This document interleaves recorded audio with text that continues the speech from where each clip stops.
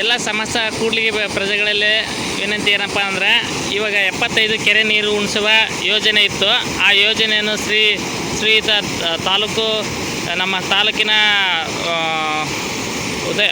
ರೈತಮುಖಿ ಶಾಸಕರಾಗಿರ್ತಕ್ಕಂಥ Shri N T Srinivas ಅವರು ಈ ನಾಗರುಣಿಸಿಯಲ್ಲಿ ಅಂದರೆ ನಾಗರುಣಿಸಿಯಲ್ಲಿ ಪ್ರಥಮ ವಾಲನ್ನು ಬಿಟ್ಟು ನೀರು ಬಿಟ್ಟು ಚೆಕ್ ಮಾಡಲು ವಾಲ್ ಓಪನ್ ಮಾಡಿದ್ದಾರೆ. ಈ ರೀತಿಯಾಗಿ ನೀರು ಬರ್ತಾಯಿದೆ. ಇದು ಗಂಡಬೊಮ್ಮನಹಳ್ಳಿ ಕೆರೆಗೆ ನೀರು ಪ್ರಥಮವಾಗಿ ಬಿಟ್ಟು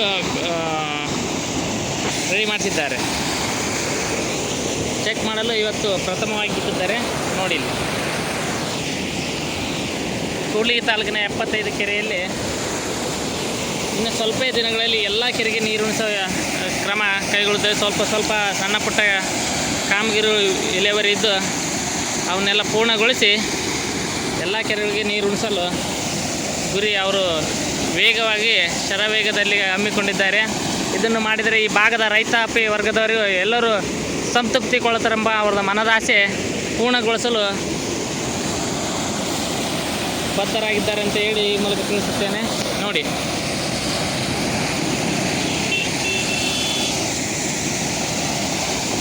ಇದು ಪ್ರಥಮ ವಾಲ್.